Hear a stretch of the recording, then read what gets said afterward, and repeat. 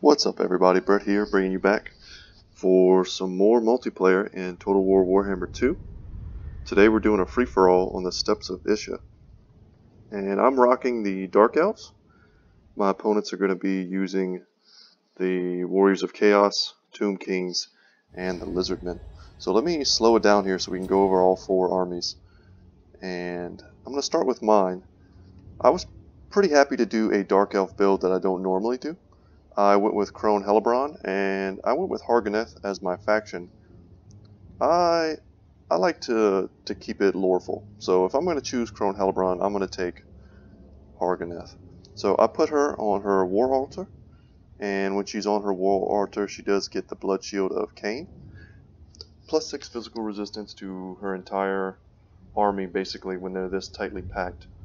She has Frenzy, Blood Frenzy, the Cursed Blade, which when she's engaged in combat does pretty high single target damage. She also has the Amulet of Dark Fire, giving plus 22 magic resistance, once again basically to the entire army. Now if you look here in the beginning, she has 24 physical resistance, 25 missile resistance, and 47 magic resistance, which is huge. And she also has Witch's Brew and Gaze of Cain, which I took to pop kind of in unison along with my Sources of Fire. She has the Flaming Sword of Ruin, as well as Piercing Bolts, but using Flaming Sword of Ruin on a blob of units and popping all of these buffs, getting Murderous Prowess procced, all these things going off together at once can give your army an enormous advantage in a pit fight, a close melee grind. So for my infantry, 2 Dread Spears here in the front lines. I did a second line of Hargoneth Executioners with the Blades of the Blood Queen here to provide Guardian aura to the Crone. They also have Frenzy, which the standard Hargoneth do not. I brought a unit of Witch Elves, kind of thematic, but also expecting big monsters from either the Lizardmen, Tomb Kings, or Warriors of Chaos, and I was not disappointed. They found a nice home here, rampaging enemy units. 3 Dark Shards without shields. I wasn't expecting too much missile play from either of our opponents, and the armor-piercing close range is great in these tightly packed corridors of this map. And for backline, I brought the Hellebroni. Just good backline protection. They're a solid unit, good stats, but they also have poison, which I like to diversify my army, and having one unit with an effect like poison, I consider that quite valuable. And another unique pick here, I brought the Regiment of Renown, the Raven Heralds. They have huge missile damage, not a lot of ammunition, and they're very squishy. You want to protect them. So to kind of act as a meat shield for them, I brought Harpies. Harpies, a relatively cheap way to harass a backline, but I was thinking more of mixing them in with the Raven Heralds or letting them take shots to get the maximum value from the Raven Heralds. Now, my nearest opponent is the Lizardmen, and I'm noticing they set up their army here to engage from this direction, and I don't want to do that.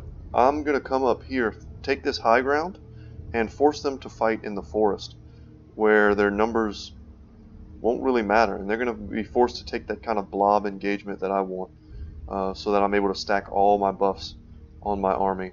And with all of their large units, they don't want to fight in the forest, and you'll see why in a minute. And we'll go over their units a little bit more as we begin to engage. The Tomb Kings went for a very well-rounded build. They brought lots of ranged units here. They brought the Blessed Legion and a couple standard archers, and a mixed front line of spearmen, the Kepra Guard, a great regiment of renown, 2 Tomb Scorpions, and a Cimrian War Sphinx with Ark in the Block and the Tomb Prince as his hero core. Now the Chaos Army is where the magic happens, because this guy decided to bring Kolek Suneater, 3 Shaggoths, I believe, and 1 standard Dragon Ogre unit, and the Summoners of Rage. So he's trying to get off, I think, Lord of the Storm here from Kolek. And it's going to whiff a little bit, but before me and my opponent even managed to engage one another, he's able just to rush in here with this super monster mash army he brought. And he's going to crush this Tomb Scorpion without a doubt and begin to move into all of these squishy skeleton units. So I thought that the Tomb Kings had the tools to deal with this. Their army is not set up well to deal with it. They don't have a ton of anti-large. Even their big monsters here are better at fighting infantry. The two Tomb Scorpions, this one's already dead. The Khmerian War Sphinx, you know, and even Arcane Spells, which is about to cast one of them. You know, this is a vortex spell. You know, it's not going to hurt these very large units. You see, it does no damage whatsoever to this entire army. So yeah, I mean, he had the tools. If he kind of just came in with the spearmen and used his archers to poke down a lot of these units, he could have done a lot more damage. But he opted instead to rush in, and he kind of gets a little bit of his own army with that. I think it was overcasted because it lasted forever. Bit of a disjointed engagement here. But we begin to engage our forces. We use the Harpies as a bit of a meat shield for all of these chameleon skinks, which we now see. So we're going to pull back a little bit. But our Raven Heralds are just going to park here and shoot down this Bastiladon with the solar engine. And it's firing from inside the tree line, which isn't really protecting it from the Raven Heralds with their kind of advantage of being up in the air. But it is going to obstruct some of its shots here with the trees. Now my opponent is forced to kind of blob single file walk into this position. He did try and circle around with some of these feral cold ones, but I detached two of my spearmen here to block him. And I'm going to post these guys up, knowing full well that with the cold-blooded popped on them, they'll heal up enough to get their morale back in return. So, Revivification Crystal Bastiladon running in, a Feral Bastiladon running in. I'm mixing my spears with my Hargoneth Executioners, keeping some in reserve, keeping the Witch Elves in reserve. Spreading out my Dark Shards, not the best placement here, but they're going to fire unobstructed. I ended up leaving them where they were once I noticed that they were not obstructed with each other, they were firing. Murderous Prowess has proc, all my units are buffed. I'm using Fury of Cain, Gaze of Cain. All of these abilities are ramping up. You'll see here the Hargoneth Executioners for a second there, they had 99 melee attack. Pretty ridiculous. And the Dark Shards are going to be focusing down the Bastiladons. You see this one here, the Revivification Crystal. I focused that one down as a pretty huge threat. Over the course of a grindy match, they will heal up a lot of units. He's got Krotgar here in the center, on foot, with a Sora Scar veteran. And against Crone Hellebron on her altar, with all of her buffs popping and doing the draining effects and such against all of these units, Krotgar would have been much better served being mounted on Grimlock. Unfortunately, that was not the case. The Raven Heralds able to fire almost all of their ammunition so far, and they're going to switch over to this Ancient Stegodon who's here in the background, and he's just now getting into the fight. He's going to be using his poison range attacks, which are very powerful, and before he can do too much damage, I'm going to send in these Harpies to lock him down in melee. Not to permanently engage, but just enough to keep him fighting in melee. So here, my Fire Sorceress, she has gotten full Winds of Magic, so I decided to use the Flaming Sword of Ruin here on this entire blob, which allowed me to win this melee fight handily. And you saw there, I was able to use Piercing Bolts on this Lizardman Saurus front line here. Very effective, and I'm just going to hold her in reserve, let her regen more of her Winds of Magic. Crone Hellebron gets into the back line. I don't need her in the front line anymore. I can still use her buffs here. She's not great at taking on single target infantry lords like Krotgar, so I sent her in the back here to deal with some of the Skinks units. Harpies I'm going to be pulling back. So he's got a lot of routing and returning units. At this point I'm focusing on using my buffs and constantly shifting my Dark Shard fire. Another Flaming Sword of Ruin here, giving the finishing touches to this Krotgar Saurus veteran fight. And as these Bastiladons want to rally and re-engage, I'm switching my armor-piercing fire onto them and forcing them back off the field. Crone Hellebron charged into there, and did pick up about another 30 kills. The Tomb King player, for whatever reason, despite losing his own fight, decides to summon his Ushabti on our side of the battlefield, maybe hoping to get some big kills.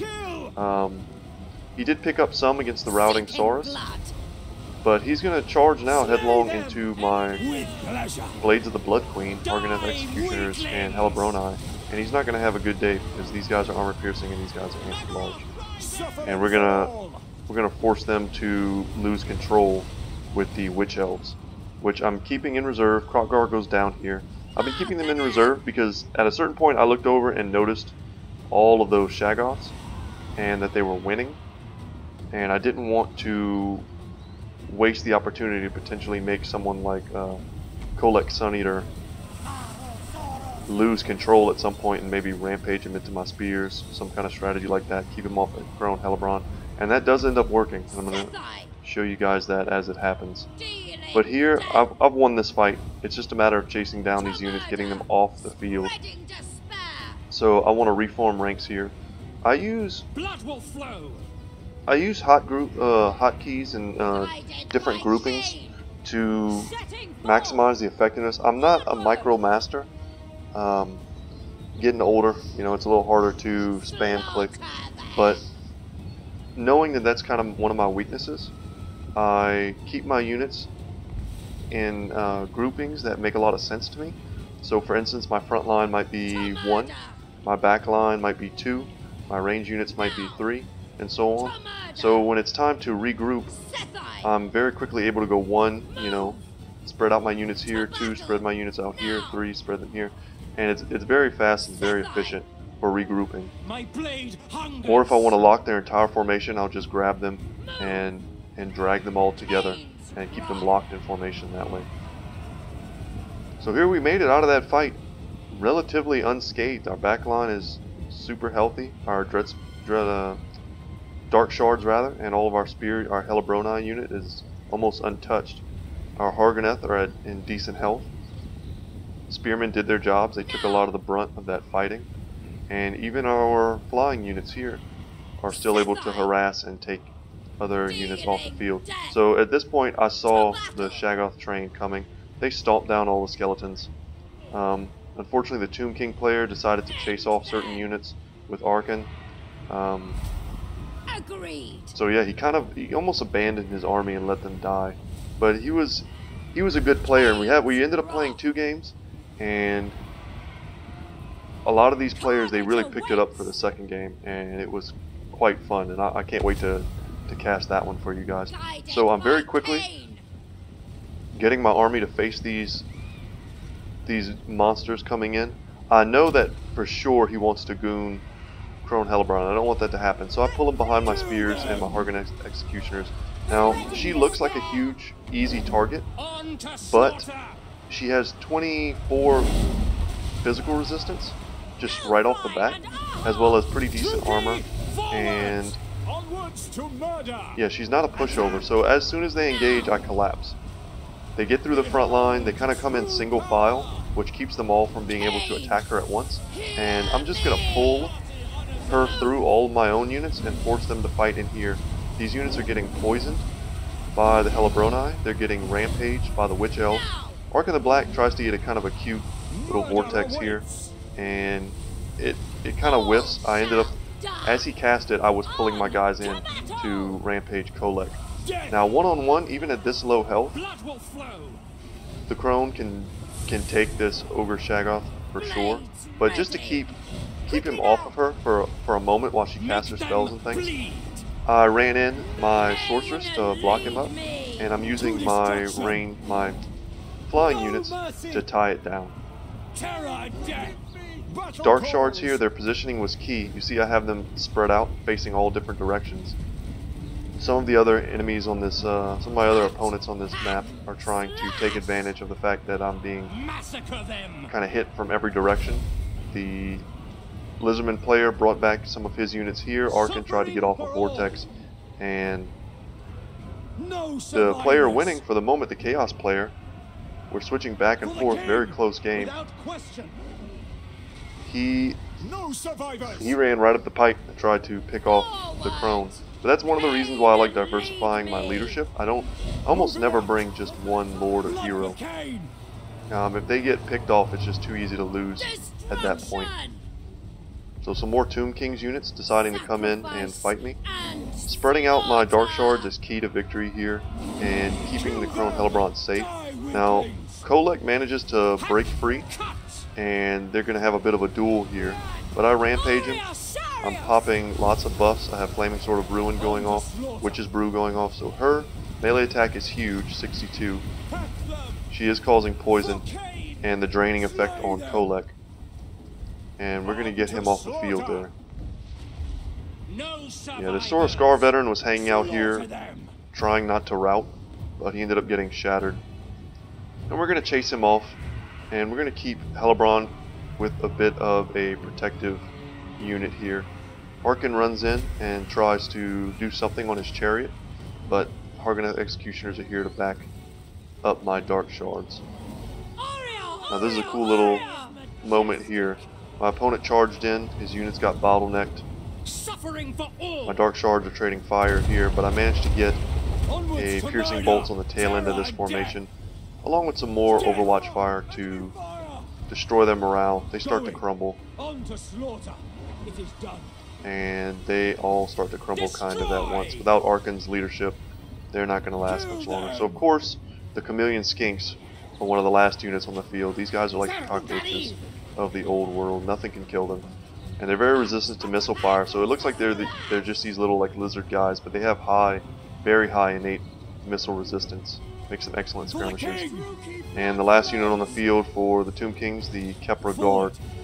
They regen. They're like the Tomb Kings version of the Sternsmen. Very hardy unit. And you'll see here we are chasing off a shattered Kolek. And that was it. Very good game. Let's go ahead and look at the breakdown and see how each unit performed. Crone did a lot of work. Her buffs and just her individual presence on the battlefield. She got a lot of kills. These guys did exactly what they were supposed to do. They were there to meat shield for my Executioners, which did great. And for the Witch Elves, which I kept in reserve, as well as the Hellebron for late game when I needed them.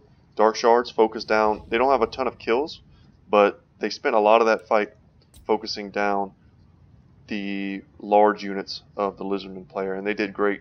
These guys never got their full value, and without their support, Krotgar and the Sword of Scar veteran really weren't able to have the impact that he was probably hoping they would have. And he brought a lot of Krotgar's buffs, which kept him in the fight as long as it did.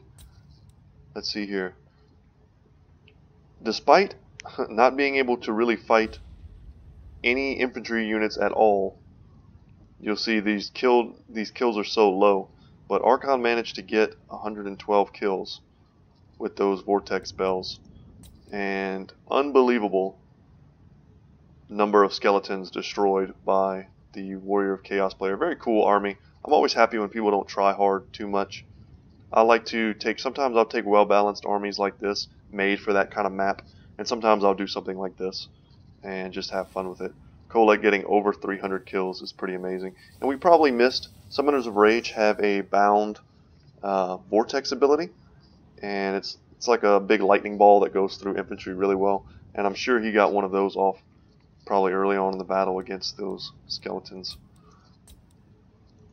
But yeah, good job from everybody. It was a good game, and like I said, we played one more, and I'm going to be showcasing that on the channel. Maybe tomorrow I'll cast that, and keep an eye out. A little bit of a heads up, it's got Ungrim and some pretty sweet Dwarven Regiment of Renown units that end up coming in huge. So without any further ado, guys, thank you for watching, and I will see you in the next one.